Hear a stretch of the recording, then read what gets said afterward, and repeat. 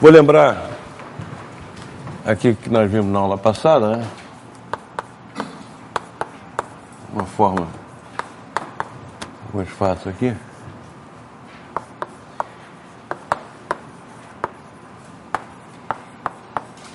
Certo? Então nós provamos utilizando produtos de séries que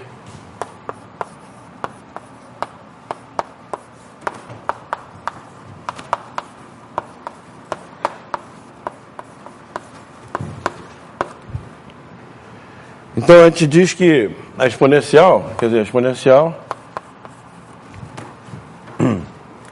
vai ser uma aplicação de C em C estrela, porque exponencial de Z diferente de zero para todo Z, tá certo? Ok?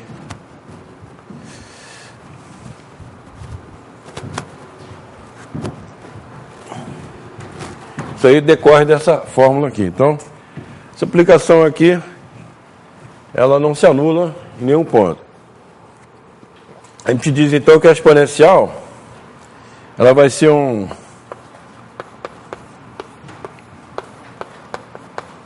gente olha o C como um grupo aditivo e o C estrela como um grupo multiplicativo. Então isso aqui me diz que a exponencial é um homomorfismo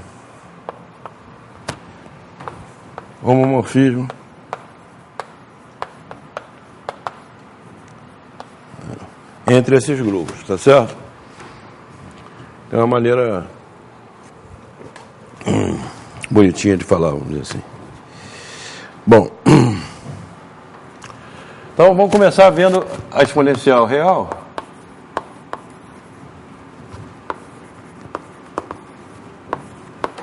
Real, quer dizer, vamos considerar exponencial restrita a R, né? Tá certo?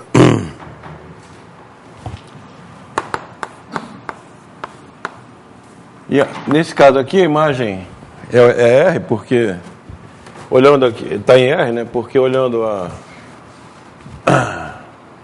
essa fórmula aqui, quando Z é real, a série é de termos reais, então a soma é real. Então, o quê? Homomorfismo. Você tem dois grupos, G1, digamos, vamos chamar uma multiplicação, né? Você sabe o que é um grupo? Não, né? É um conjunto onde está definida uma operação de multiplicação, entendeu? Tá? Mas essa operação pode ser comutativa ou não comutativa, dependendo. Tem casos em que não é comutativo. Naquele caso ali, aqui, quer dizer, a operação não é necessariamente multiplicação no sentido usual, né? A soma é uma operação de grupo, entendeu? Porque satisfaz as condições da operação de grupo. Quer dizer, você tem a primeira condição, associatividade, né? Tá? Primeira condição é essa, associatividade. Segunda condição seria a existência de uma unidade para o grupo, certo? No caso da soma, essa unidade é o zero, entendeu? Tá? E depois você tem a existência do inverso. Tá? O inverso. Ok? Tá? Então isso é o elemento inverso. Então no caso da soma, isso aqui é a associatividade usual da soma. Aqui o 1, no caso da soma é o 0, tá? E o inverso é o inverso negativo, é o negativo de A. No caso do C estrela, é a multiplicação usual, entendeu? Você repara que em C, quando você olha a multiplicação, o 0 não tem inverso para multiplicação usual, tá certo? O 0 não tem inverso, tá certo? Então, por isso que A multiplicação o C estrela que vai ser um grupo com operação de multiplicação, tá certo? Nesse caso aqui ele é comutativo. Hã? Homomorfismo não é uma abjeção. Nós vamos ver que a exponencial não é uma abjeção, tá certo? Ela não é uma abjeção, ok? É só uma função que leva a operação de soma aqui com a operação de multiplicação aqui, entendeu? Tá certo? Então, vamos considerar agora a exponencial real. Então,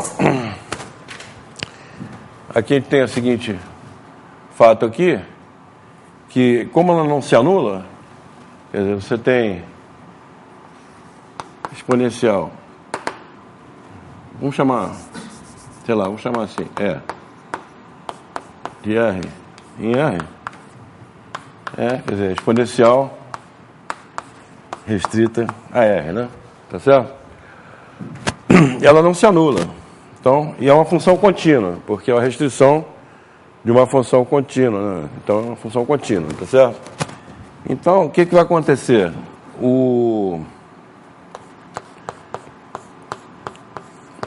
Pelo que vocês viram aí no curso de variável real, o E de R é um intervalo. Tá certo? Não? A imagem do R é um intervalo. Tá certo? E o zero não pertence a R de R.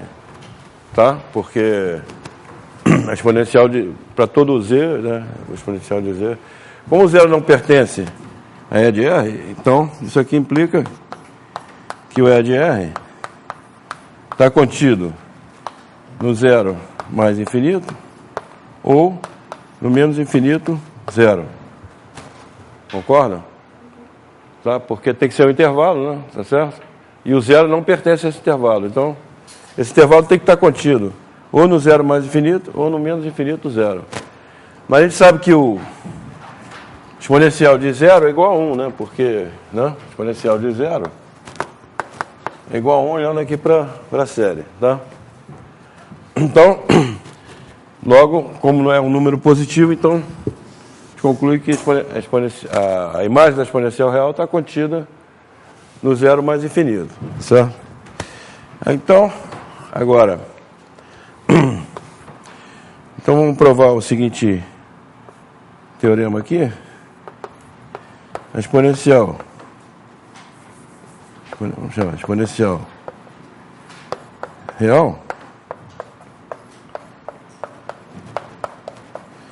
não? É uma bijeção. Agora sim, ela é uma bijeção, tá? Crescente. Tá certo? É uma bijeção crescente. E satisfaz o seguinte fato. Seguinte coisa. Limite.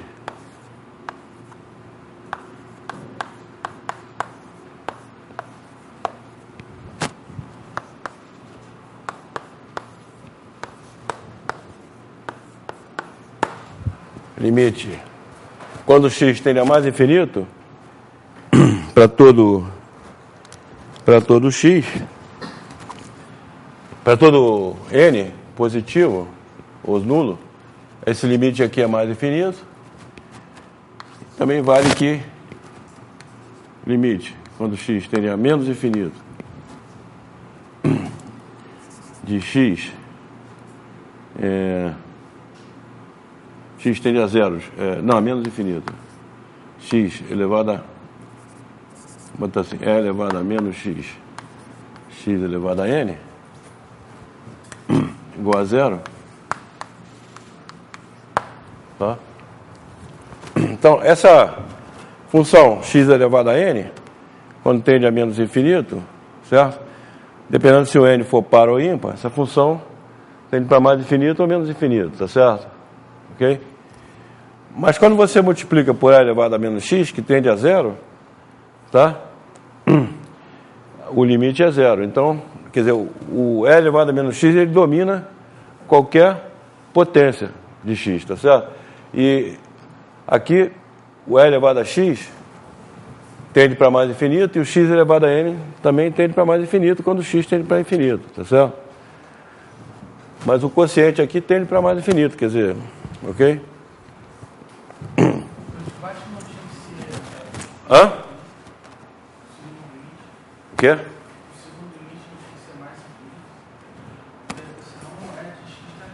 É mais infinito. Ó.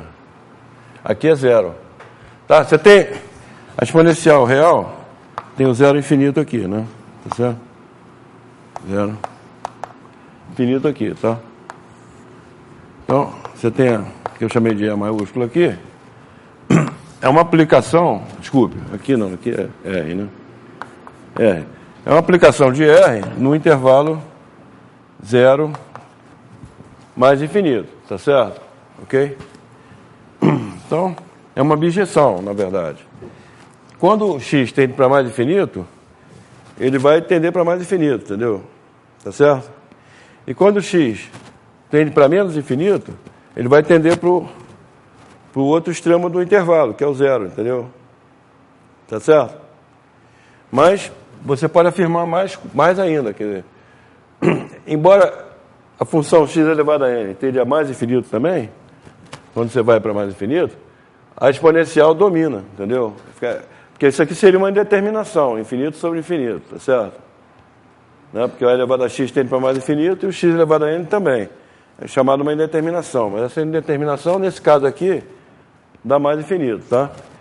Aqui também, porque isso aqui tende a zero e esse aqui tende a infinito. Então é zero vezes infinito, é outro tipo de indeterminação, entendeu? Então vamos provar esse teorema aí. Vamos provar.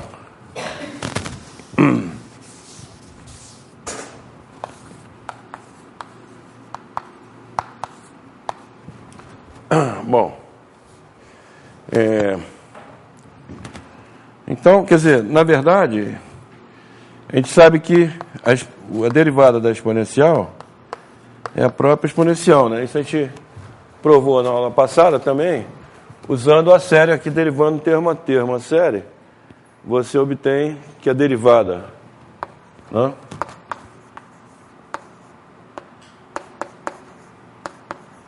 Tá? Derivada da exponencial é a própria, né? Tá certo? Então, isso é verdade também no caso real, tá? Porque no caso real você pode derivar termo a termo também, certo? Okay? Aqui é a derivada real, vamos dizer assim. A derivada real, na verdade, quando a função ela é a restrição da derivada complexa, tá certo? Vamos dizer assim, tá? Então, a derivada é exponencial. Por outro lado, a gente sabe que, pela observação que eu fiz aqui, a imagem está contida no zero mais infinito. Então, a gente sabe que a exponencial de x é positivo para todo x real. Tá? Então, a derivada da função é positiva, logo a função é crescente, tá certo? Então, derivada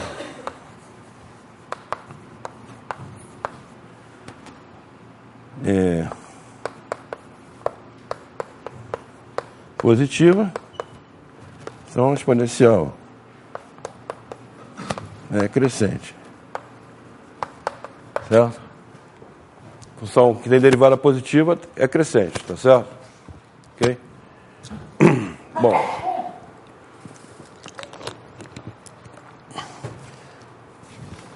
agora vamos provar que tende a mais infinito.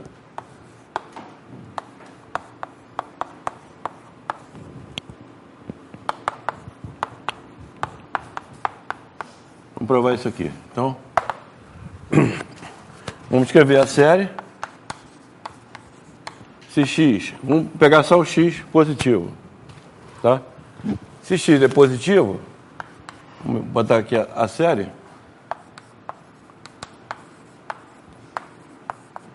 Todos os termos da série são positivos. Tá certo? Então, a gente pode truncar essa série em qualquer... A série fica maior ou igual que qualquer truncamento dela, tá certo?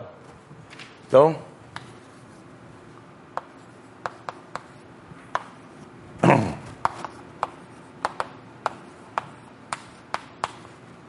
qualquer que seja K,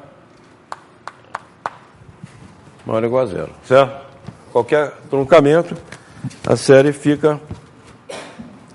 Agora, isso aqui agora passou a ser um polinômio, tá? É um polinômio.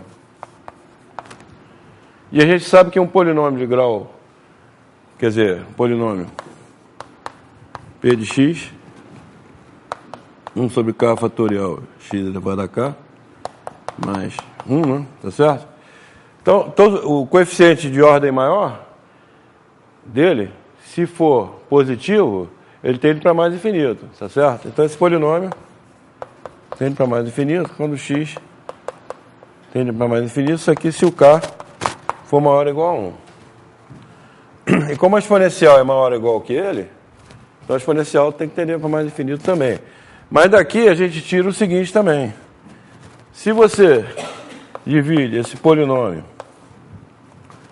por x elevado a k menos 1, tá certo? Divide por x elevado a k menos 1, isso aqui fica x sobre k fatorial mais 1 sobre k menos 1 fatorial mais 1 sobre x elevado a k menos 1. Não? Então, o que acontece? Esse função racional aqui, quando o x tende a infinito, todos os termos que estão aqui são limitados, tá certo? Então, e esse aqui tende para mais infinito. Então, a gente conclui que o p de x sobre x elevado a k menos 1 tende para mais infinito.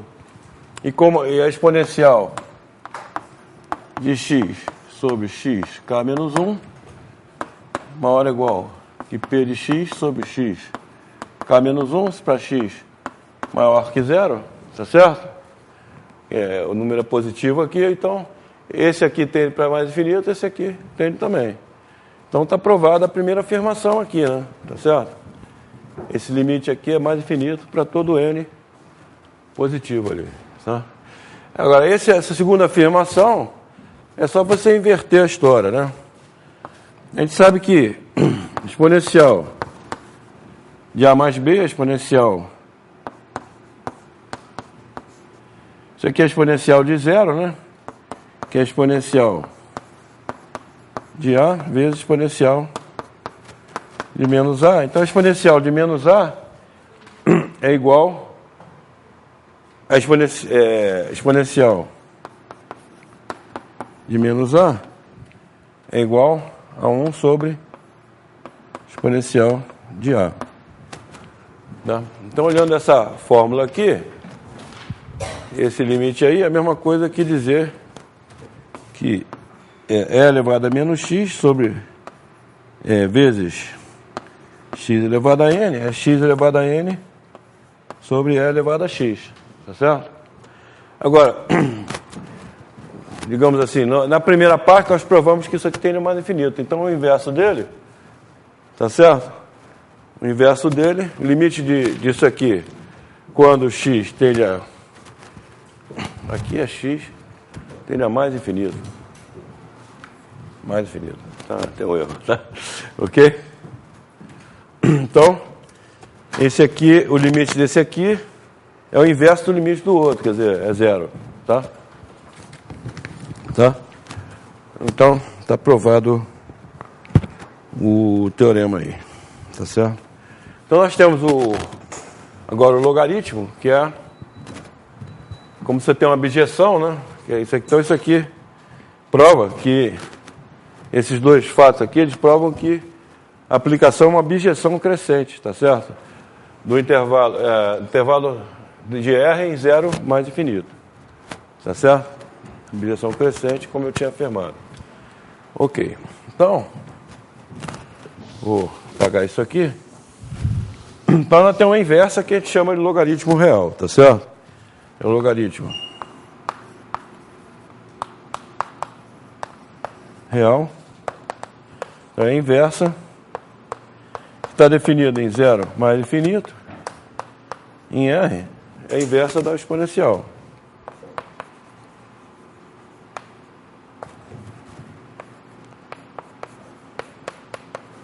Da exponencial real, certo? Quer dizer, log composta com exponencial de x igual a x é todo x real, certo? Então, então daí a gente... Isso aí está feito também no livro do Elon, de análise real, e daí a gente pode concluir usando teoremas lá de derivada, né? Tá certo? A gente pode concluir que o logaritmo real é derivável, quer dizer, derivável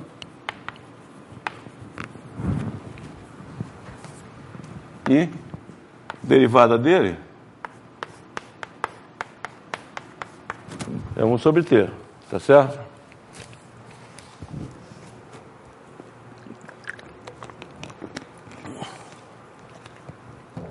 Ok. Outra coisa que a gente sabe é que o logaritmo de 1 é igual a 0, né? Porque e elevado a 0 dá 1. Então é o inverso, né? Tá certo? O logaritmo de 1 é 0. Então, e outra coisa também,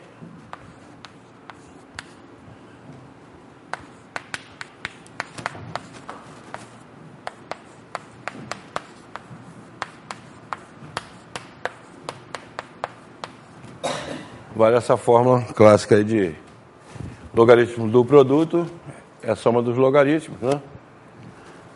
Se os números são positivos, tá certo? E outra coisa também é que o log de x é um integral de 1 a x dt sobre t, né? Isso tudo aí tem no livro do Elon também, né? De análise real, tá certo? Vocês devem ter visto isso no curso de análise real. O curso de análise real dá essas coisas, né? Certo? Então, você tem essas coisas aí sobre o logaritmo real.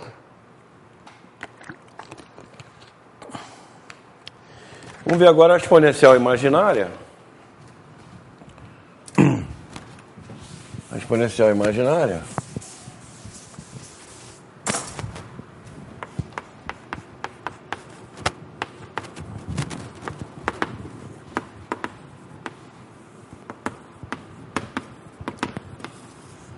Bom, então, eu vou fazer o seguinte, eu vou escrever, quer dizer, na verdade eu quero considerar essa aplicação aqui, ó, tá? Exponencial e t, né? T real, tá certo? Quero considerar essa aplicação e ver quais são as propriedades dela, tá? Bom, então, aqui a gente tem uma observação, é que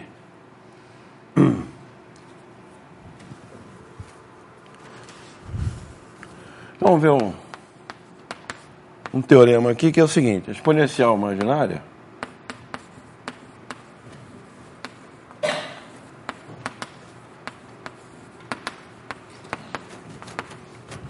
que é definida dessa maneira aqui, é uma parametrização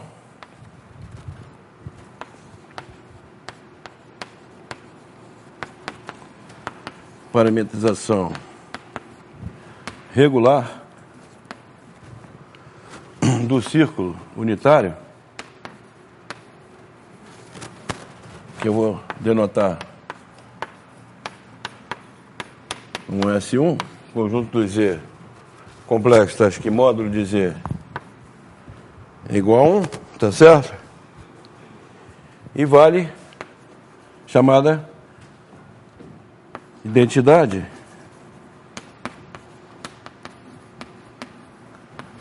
de Euler. é em t, cosseno t, mais i seno t. Tá certo? Ok?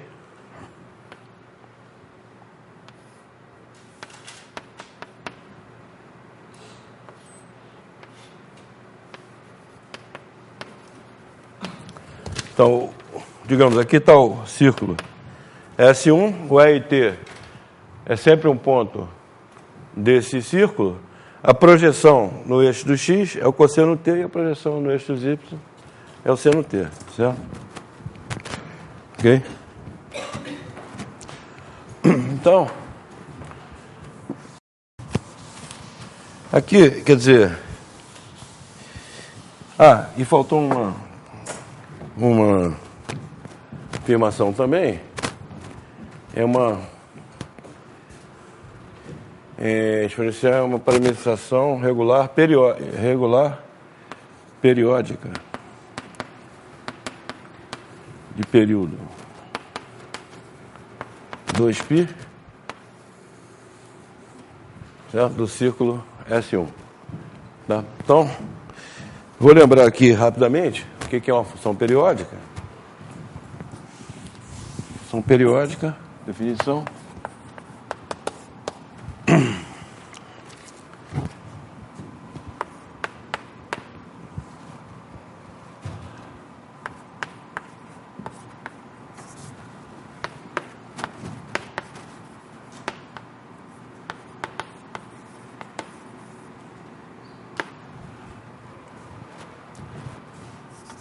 Botar assim. Vamos considerar uma função f de R num conjunto X. Aqui a gente pode pensar que o X é um subconjunto de C, mas tá certo? Então, dizemos que T é um período de F, tá certo? Tem um período de F se f x mais t igual a f de x para todo x pertencente a R. Tá certo? Ok? E então o conjunto dos períodos de f é o conjunto de todos os t, né, reais que satisfazem isso. E, evidentemente, o zero é um período. Isso é óbvio, né? Ok?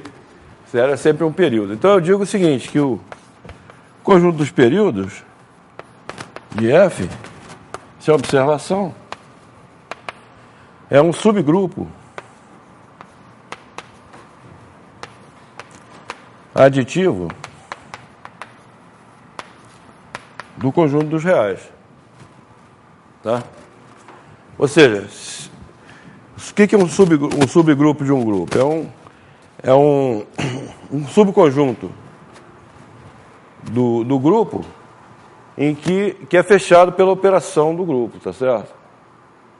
É fechado pela operação do grupo e contém os inversos, tá? Isso é um subgrupo. Então, aqui, essa observação é mais ou menos clara. Se você tem dois períodos, né, você tem dois períodos diferentes, tá certo?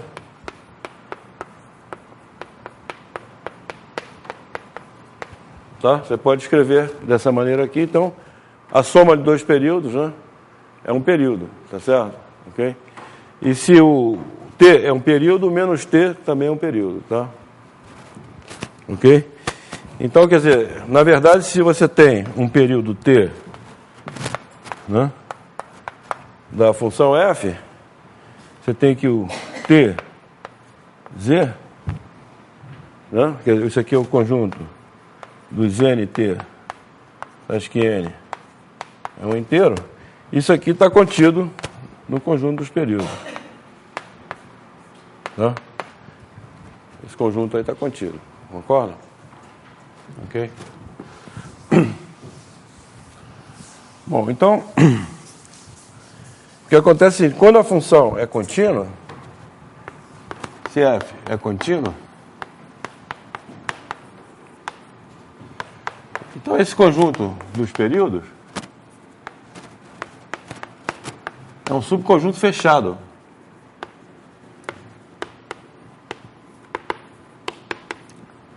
Fechado de R, tá?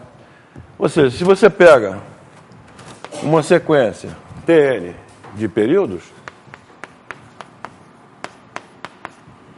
que converge para um certo T, então necessariamente esse T também é um período, tá? Porque você tem f de x mais Tn igual a f de x para todo n, não é isso? Como a função é contínua, você passa o limite aqui, tá certo? Você tem que o T também é um período. Então, logo é um subconjunto, é um subgrupo aditivo fechado de R, tá certo? Subgrupo aditivo fechado de R. Então, existe uma classificação dos subgrupos fechados aditivos. Classificação dos subgrupos fechados aditivos de R. Então, se G é um tal subgrupo fechado aditivo, só tem três possibilidades aqui. O G ou é o zero, tá? Ou é o R todo, ou é dessa forma aqui, é T, Z, onde T, você pode sempre supor que é positivo, né? Se ele for negativo, você toma o menos T, tá certo? Só tem três possibilidades. Então você diz que a função é periódica de período T, quando você está na terceira possibilidade, entendeu? Tá certo? Bom, então, o que eu estou dizendo é, então, que o conjunto dos períodos da exponencial imaginária é exatamente 2πz. 2πz, certo? Ok? Bom, então, eu vou dar só uma ideia da demonstração e vou utilizar, mas pode ser feito também, depois eu vou dar uma ideia também de como é que pode ser feito, sem utilizar coisas conhecidas de... Então, ideia da demonstração, a gente tem a exponencial, a série da exponencial, quando a gente substitui o IT, isso aqui dá uma soma, 1 sobre n fatorial, IT elevado a n. Bom, isso aqui, e n, t, n. Tá? Agora a gente sabe o seguinte, que o i ao quadrado é menos 1, né? Tá certo? I ao quadrado é menos 1. I ao cubo é menos i. Quer multiplicar aqui por i é menos i. I elevado à quarta é 1. Volta a ser 1, tá certo? Quer dizer, o i ele tem uma... Se a multiplicação por i é uma coisa periódica de período 4. Tá certo? Ok? Então, o que vai acontecer é que naquela soma ali, tá certo? Quando o n for par, quer dizer, você vai ter... Quando o n for par, i elevado a n, tn é real. Quando o n for ímpar, tá? Que é o caso 1, né? Esse 1 e 3 aqui, tá certo? Né? O IN, TN, é imaginário. Então, você tem a decomposição dessa função em parte real e parte imaginária, vai ser o seguinte. Vamos pegar N par.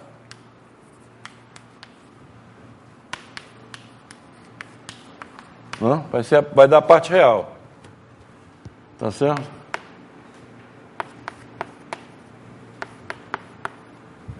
Ok? Parte real vai ser essa aqui, tá?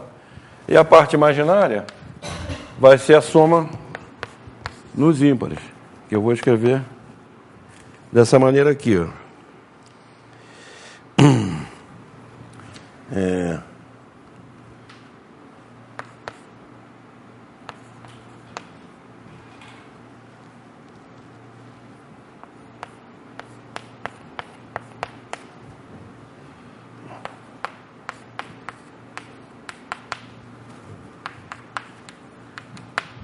Tá certo?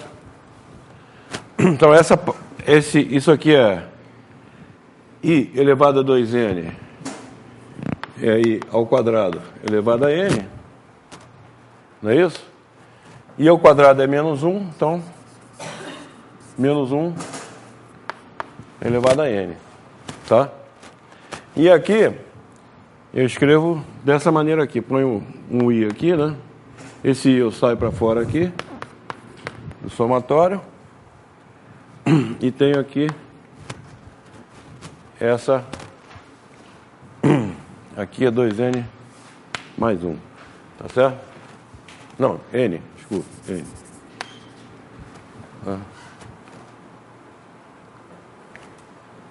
Não, como é que é? É, tá certo. Que era I a 2N, né? I a 2N, aí passei o 2 para cá, ficou menos 1 elevado a N, certo?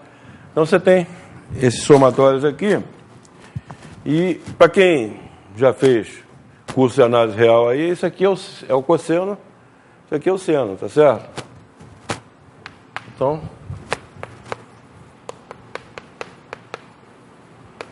ok? O cosseno e o seno, tá? Ok?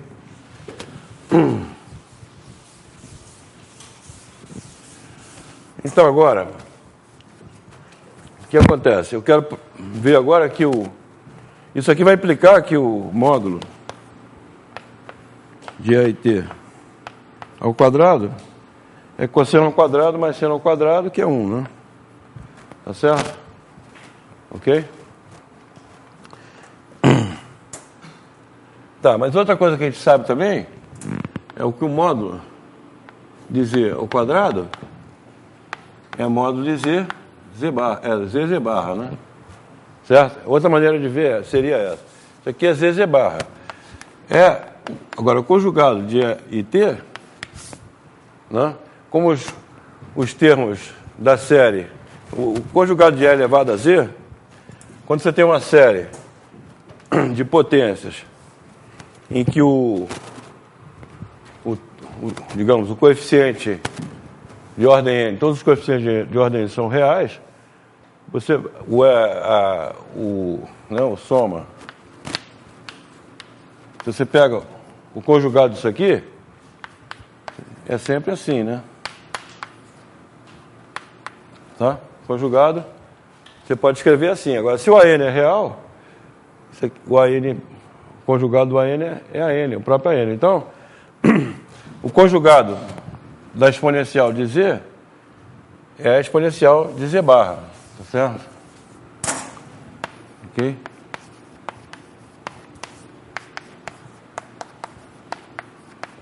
Tá? Exponencial de Z barra. Então, significa que o conjugado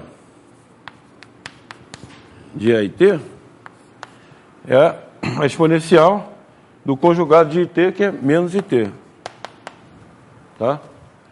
Então, quando você multiplica, quando você usa essa fórmula aqui, então você tem que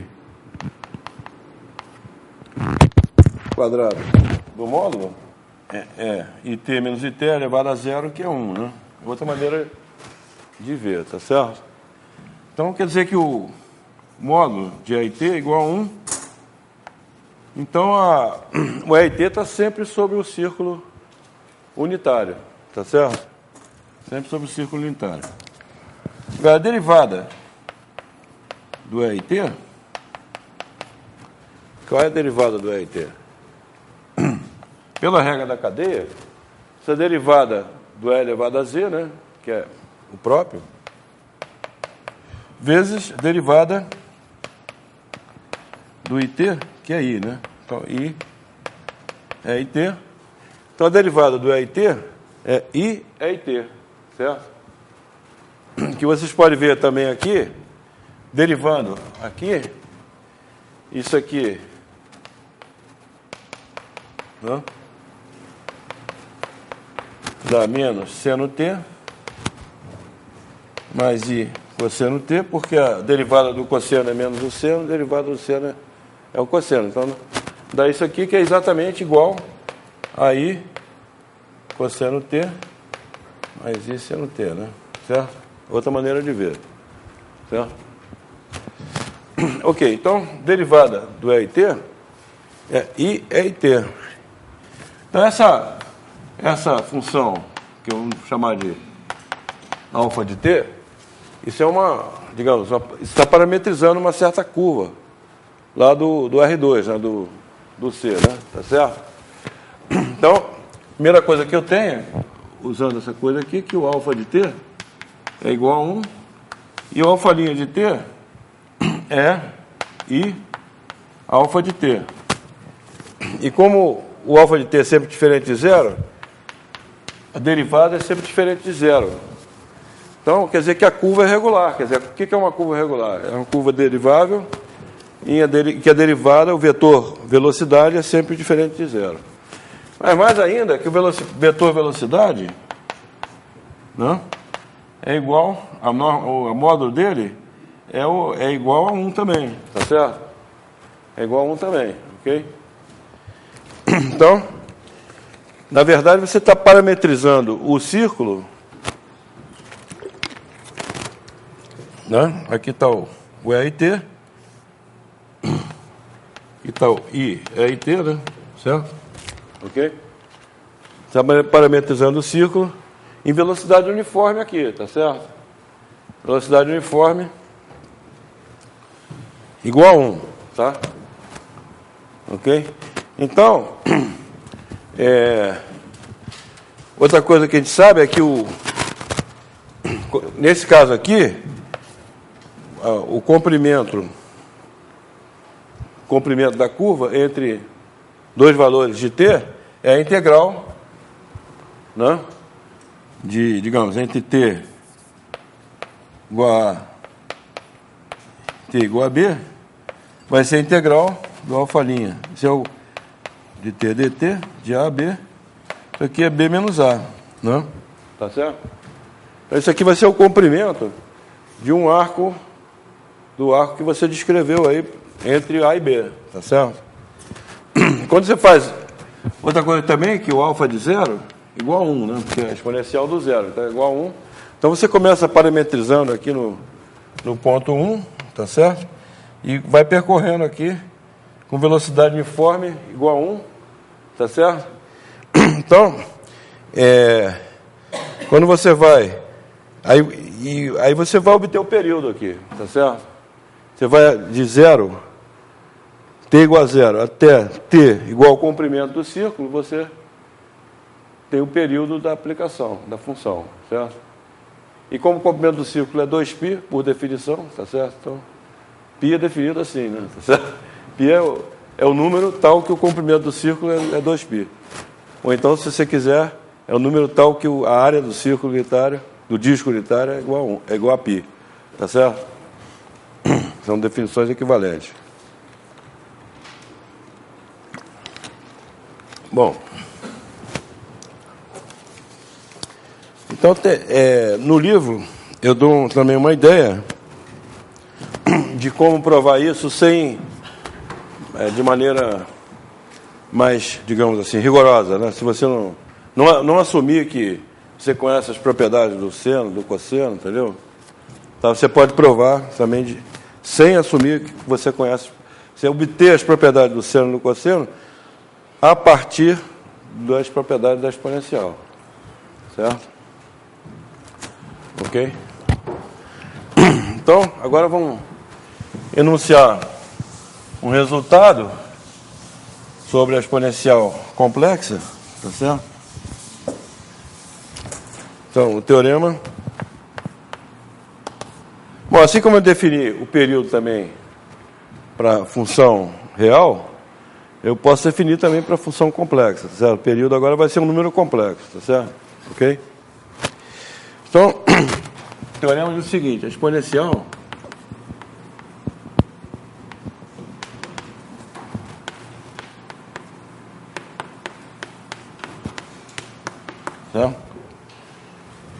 é um homomorfismo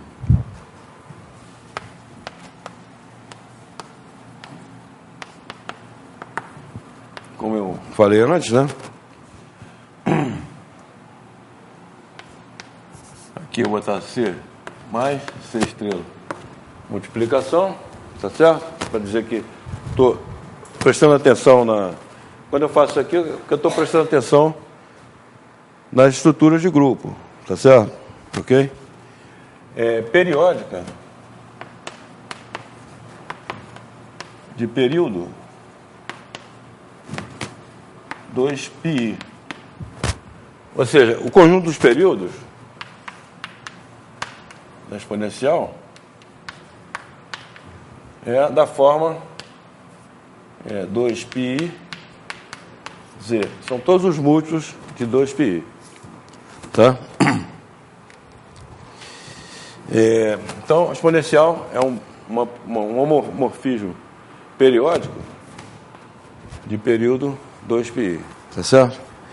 Bom, então, isso aí não é difícil ver. A demonstração é simplesmente você colocar exponencial de z mais 2π é igual usar aquela fórmula do produto, né? Agora, usando o teorema anterior, quando você faz t igual a 2π, aqui volta para 1, então, né? Aí você tem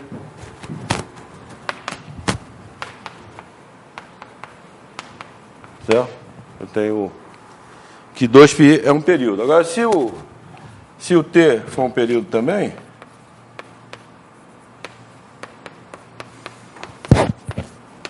aqui, para todo z complexo, então tem que provar que o t ele é um inteiro vezes 2π, tá certo? Tem que provar isso. Então você faz o z x mais y, o t s mais it, certo? Ok? Então você tem aqui exponencial x mais y mais s mais it é exponencial de x mais s vezes exponencial de y mais it. Agora, isso aqui, aqui é a parte real de z mais t, né? A parte real é x mais s. E a parte imaginária é s mais t. Aqui é exponencial y mais t, né? Certo? Ok? Então, decompus utilizando a propriedade da exponencial.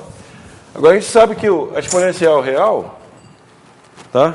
A exponencial real, ela é uma bijeção, tá certo? Ok? Né? E você tem também o seguinte, que a exponencial de z mais t, que é esse número que está aqui, né? Z mais t, em módulo, é o módulo desse aqui, vezes o módulo desse aqui. Agora, o módulo desse aqui, como nós vimos no teorema anterior, é igual a 1. Então, não existe. Então, aqui isso aqui é exponencial de x mais s, porque a exponencial real é positivo. Tá? Agora, então, isso aqui, o módulo desse aqui tem que ser o módulo da exponencial de z. Mas o módulo da exponencial de z, pela mesma razão, é exponencial de x. E como a exponencial real é uma bijeção crescente, o s tem que ser igual a zero, tá certo? Isso aqui vai implicar que o S igual a zero. Né? Então, S igual a zero, a gente tira o S daqui, fica isso aqui. Tá?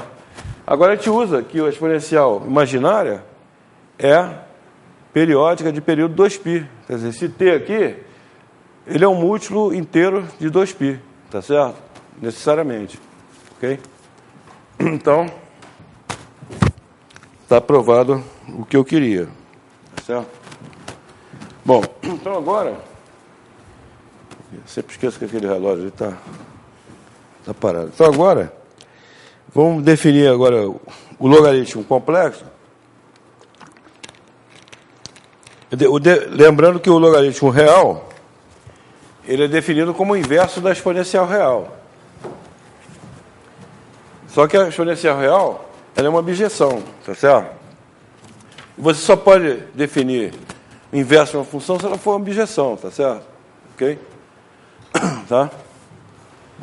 Então, a exponencial complexa, por esse teorema aqui, ela não é uma objeção, certo? Ela é periódica de período 2π, ela não é uma objeção. Então, você não pode definir. Não existe o inverso da exponencial complexa definido em C estrela, tá certo? Ok? A exponencial complexa vai de C para C estrela, mas não existe nada aqui que definido em todo C estrela que faça esse inverso aqui. Porque a função não é uma objeção, certo? Mas a gente faz o seguinte, vou dar uma definição então. Definição. Eu vou considerar um subconjunto U de C estrela, um aberto, né? Aberto. Então dizemos que na verdade eu vou aberto conexo. Um aberto conexo, tá? C estrela.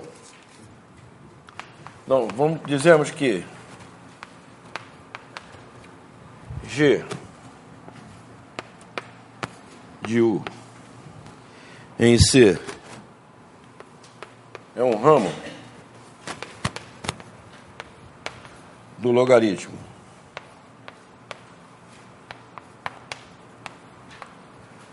em U, se ele for o inverso da exponencial, quer dizer, se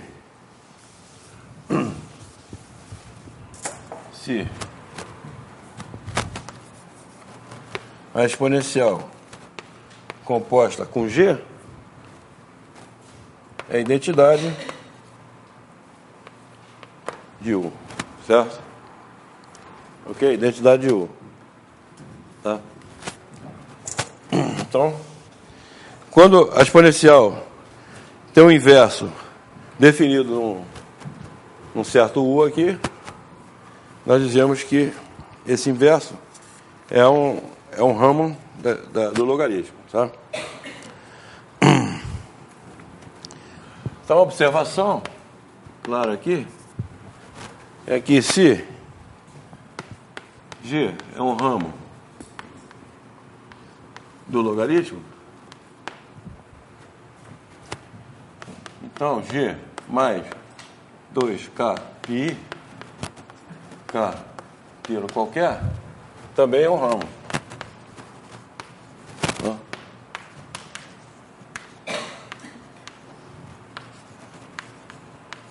Tá? Ok?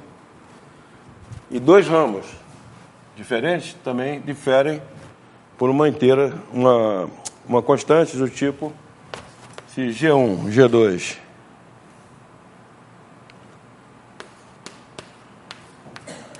são ramos do log em U contido C estrela, como sempre conexo, né? U conexo. Então, G2 igual a G1 mais 2K pi, onde K é o inteiro. Tá? Isso a gente vai ver com mais detalhes daqui a pouco. Mas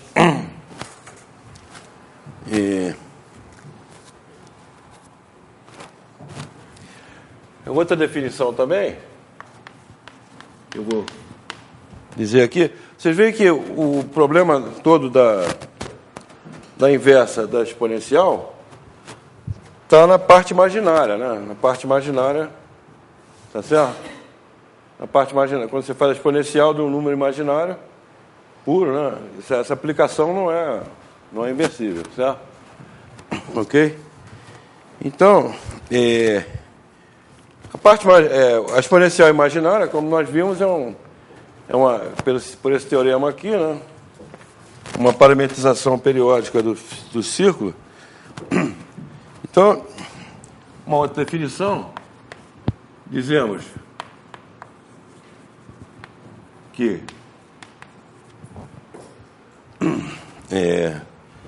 uma f de U em R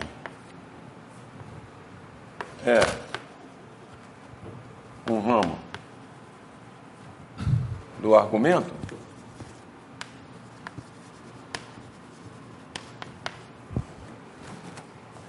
em U, se esse U aqui também está contido C estrela, se para todo Z pertencente a U, vale o seguinte. Repara que aqui o Z sobre o módulo de Z é igual exponencial de f de Z. Tá? Então, quer dizer, é um inverso da exponencial imaginária, certo? Mas com condomínio real, tá certo? Ou seja, você pega um zero aqui, um ponto Z qualquer, esse Z sobre o módulo de Z é a projeção, que é o ponto onde a reta que liga 0 a Z, o segmento que liga 0 a Z, encontra o círculo unitário, tá certo? É Z sobre o módulo de Z. E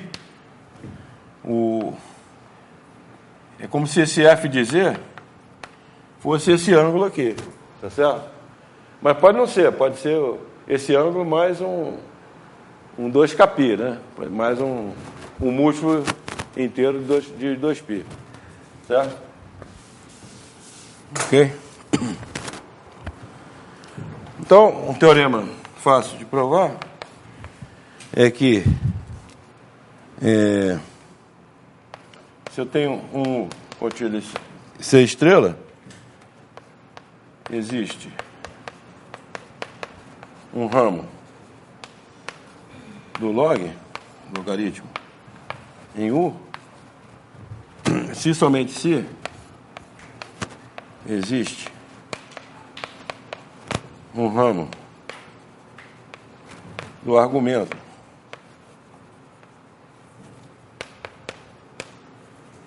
em U. Tá certo? Então, isso é bem fácil provar, mas se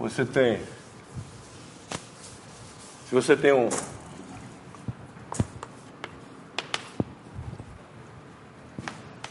G, você tem um ramo do log em U, né? Tá certo? Então você escreve G como sendo U mais IV. Então U é a parte real de G, V é a parte imaginária de G, né? Certo? Então a exponencial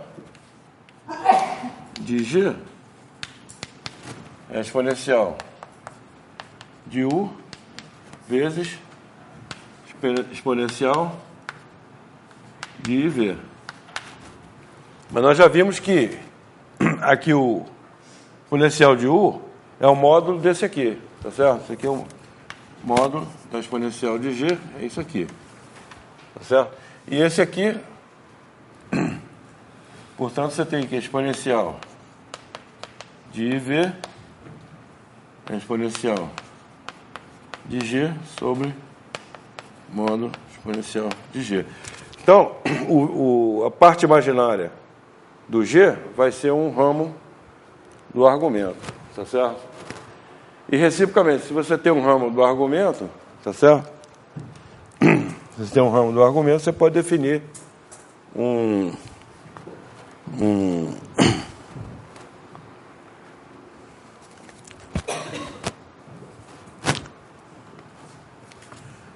se você tem um ramo do argumento, digamos que você tem um V aí, né? Ramo do argumento.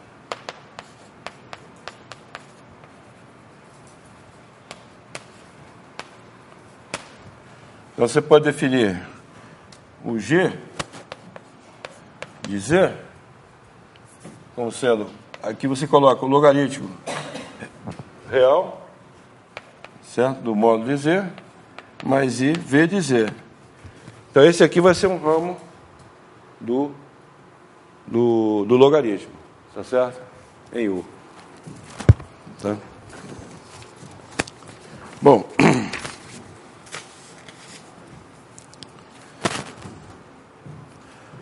então, agora um outro resultado aqui é que o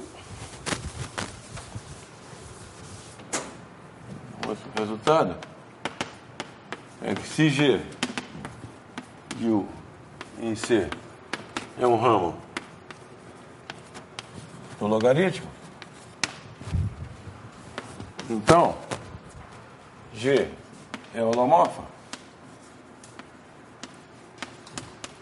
em U e G' de Z igual a 1 sobre Z é todo Z pertencente a U. Lembra que o U tem que estar contido no C estrela, para ser um ramo do logaritmo, né? Então aqui a gente usa, basta usar a regra da cadeia aqui, né, para provar esse fato. Você tem um Z0 pertencente a U, chama W0 igual a G de Z0, não é isso? A derivada da exponencial em W0 é exponencial em W0, né? Isso a gente sabe que a derivada da exponencial é exponencial, tá certo? Ok? Quer dizer, a exponencial, ela é, isso aqui, pelo teorema da função inversa, isso aqui é sempre diferente de zero, você pode aplicar o teorema da função inversa na exponencial, que eu enunciei em aula anterior aí. No caso das funções holomorfas, o teorema da função inversa vale que a inversa é holomorfa também, tá certo? A inversa é holomorfa, né?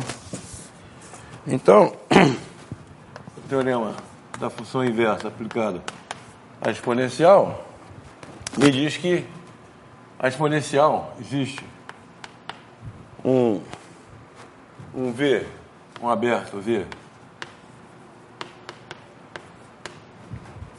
contendo o ponto W0, não é isso? E tal que não? A exponencial restrita a V de V em C, estrela, é difeomorfismo, né? Certo? Ok? Difeomorfismo.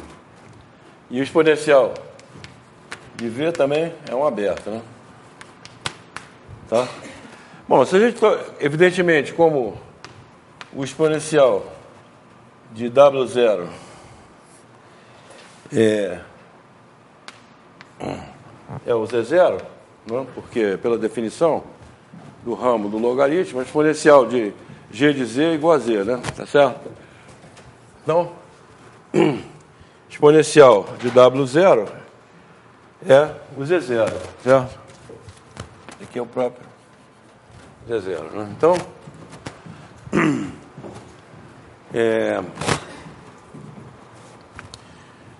se você diminuir esse aberto suficientemente, isso aqui é um ponto de U é um aberto, se diminuir esse aberto, você pode supor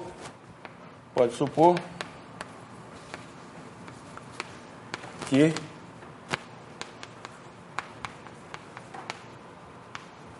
está contido em U, tá certo?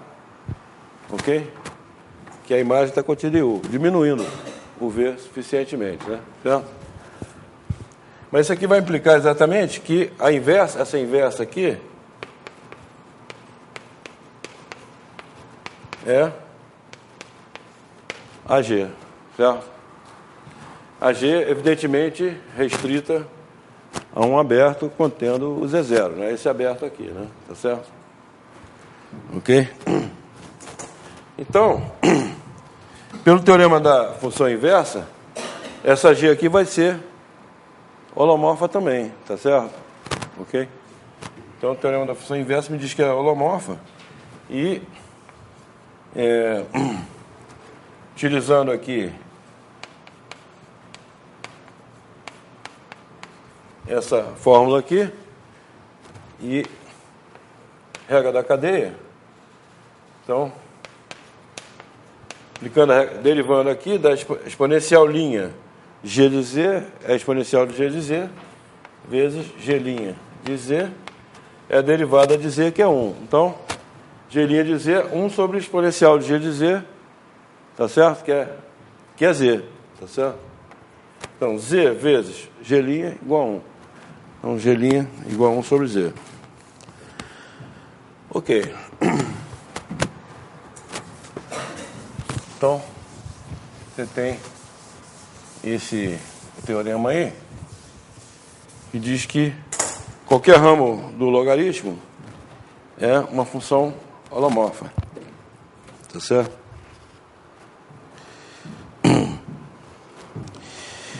E, bom, aí você tem várias consequências.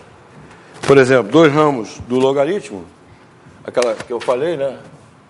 Corolário 1, 2 ramos do log definidos num aberto conexo diferem por uma constante 2K pi K pertencente a Z, né? Certo? Então, isso é simplesmente se você tem dois ramos, G1 e G2, um aberto conexo em C do logaritmo, derivada deles, né, por essa derivada deles são iguais a 1 sobre Z. Então, a derivada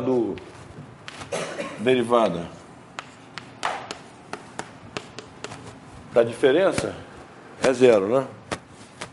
A derivada da diferença é zero. Logo, essa aplicação tem que ser uma constante, tá certo? Aí você calcula num ponto fixado, né?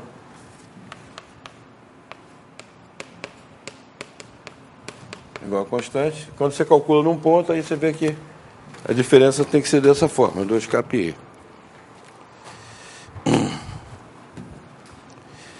E um outro corolário, obviamente, é a mesma coisa para o argumento, tá certo? Se você tem dois ramos do argumento definidos num aberto conexo, tá certo? Ok? Então, eles diferem por uma constante da forma 2kpi, tá certo? 2kpi. Bom, vamos ver agora um ramo particular do logaritmo. Ramo particular do logaritmo, que é bastante útil, hein? É o seguinte, é o chamado ramo principal do logaritmo. Vamos considerar o seguinte subconjunto de C estrela.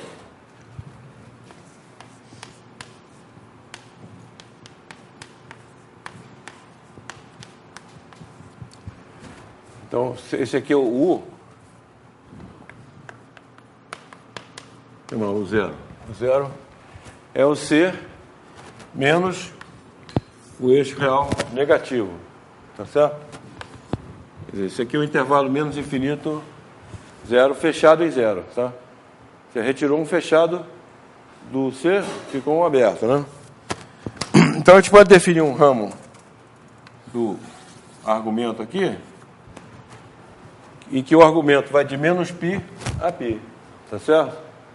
Ok? Então, você tem um ramo do argumento, vamos denotar assim, arg de U em R, tal que o argumento de U está contido no intervalo menos π mais π, tá certo? Ok? Tá? Então, associado a esse ramo, tem um ramo do logaritmo, tá certo? Que é exatamente, né? Esse é o ramo principal, que é o logaritmo real do modo de z mais i argumento de z. Tá certo? Então, quer dizer, o argumento é sempre a parte imaginária do logaritmo, né? Certo? Ok?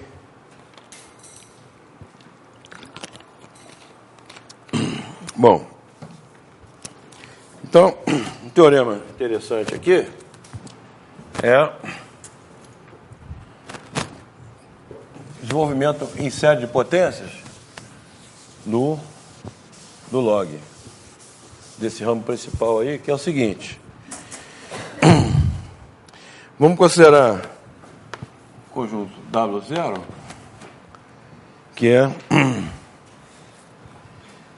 conjunto dos Z,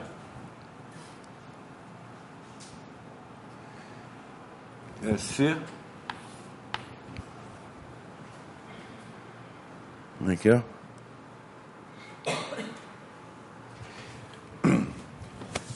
W0 é o seguinte, eu vou... primeiro eu faço uma reflexão, Z menos Z. Então, com essa reflexão, o eixo real negativo aqui, ele passa a ser o eixo real positivo, certo? E depois eu faço uma translação, né? Uma translação aqui, Z mais 1, certo? Então, aqui ficou do zero, né? Aí passou a ser o 1 aqui, tá?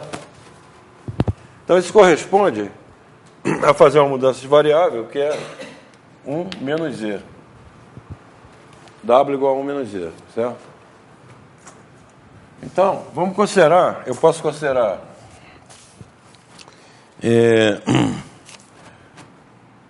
a composta do logaritmo com essa aplicação, né? 1 menos Z. A inversa de 1 menos Z é 1 menos Z também, né? Certo? Bom. Não.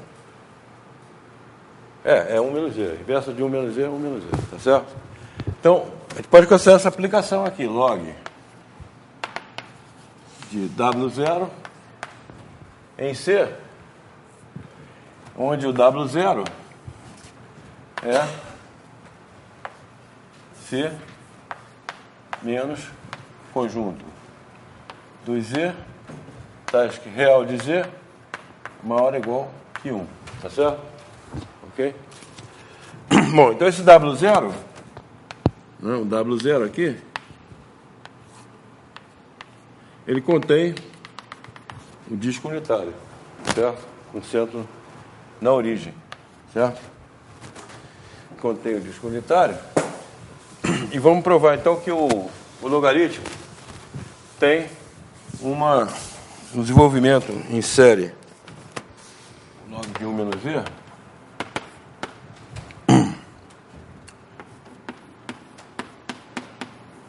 Tem um desenvolvimento em série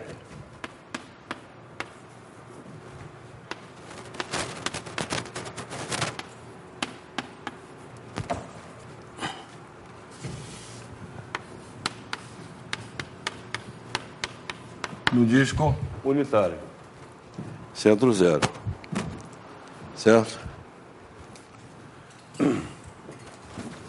Então, a demonstração é bem simples.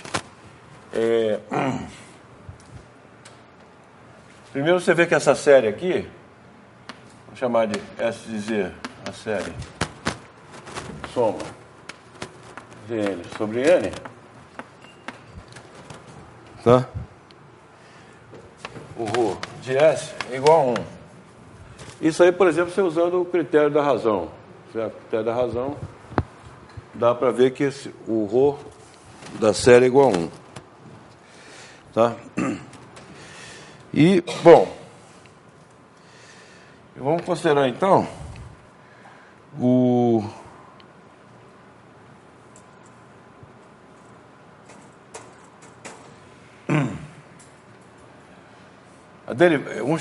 vamos considerar a derivada do S de Z. O que é a derivada do S de Z?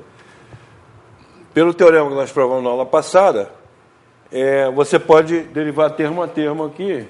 Então, você vai obter soma, aí quando derivar isso aqui, fica n, Zn menos 1, cancela o n. Mas aí a série vai começar do termo zero, tá certo? Então, isso aqui vai ficar exatamente a série geométrica começando do zero, tá certo? Ok? Mas essa série geométrica, a gente sabe que isso aqui é 1 sobre 1 menos z para todo z no disco unitário, tá certo? Ok?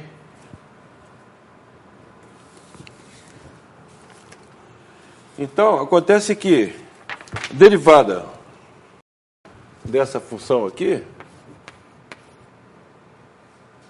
vou chamar de g de z, log de 1 menos z. Então, pelo teorema anterior lá, derivada, usando a regra da cadeia,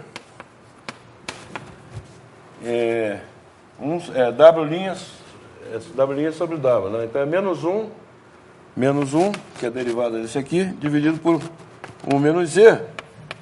Então a derivada do logaritmo de 1 menos z é menos S de z. Menos S' de z. Menos S' de z. Então, ou seja, as derivadas aqui, elas, G' mais S, G mais S', tá? G mais S, igual a zero, né? Tá? Ok? Bom, acontece que a S no ponto zero vale zero, né? E o log, fazendo z igual a zero, fica log de 1, que é zero. Então, ou seja, g igual a menos s. Né? G igual a menos s. Exatamente a afirmação que eu coloquei aqui. Né? Bom, então eu vou parar por aqui, tá? E na próxima aula, vamos começar vendo raízes e potências generalizadas. A partir do logaritmo, a gente vai, dos ramos do logaritmo, vamos definir os ramos das potências.